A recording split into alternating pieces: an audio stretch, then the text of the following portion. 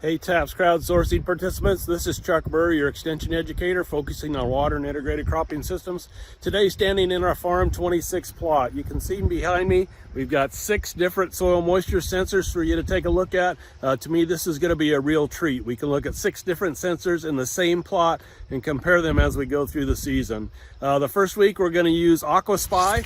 So we'll head inside and pull up the AquaSpy webpage and take a look at what's going on in the soil profile. Well, you can see we pulled up the AquaSpy soil moisture sensor interface here. This is the web page where you can pull up the information. Pretty simplistic to use. We got a gas gauge here on the lower left-hand side. Just keep it in the green. Would be in optimal soil moisture levels. Actually tells us about 1.9 days before we start to drop below that optimal soil moisture level.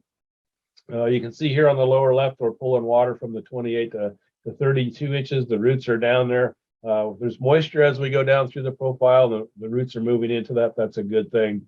As you look at the graph itself, anytime we get an irrigation or any rainfall, we see a nice spike in terms of the graph. And then as the crop's using the water, it starts to trend downward. And the other thing you can do with this is you can click on the moisture and it'll show you what the individual sensors are rating. You can check these off and on.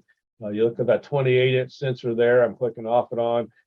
Pretty flat. Now it's starting to trend downward. So as we said earlier, the roots are at 28 inches and starting to pull some soil moisture down there. Really important to watch that 36 to 48 inch sensors as we go through the season, get into August and late August.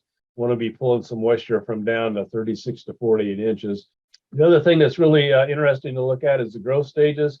We got our planting data in here, so it predicts growth stages based on growing degree days.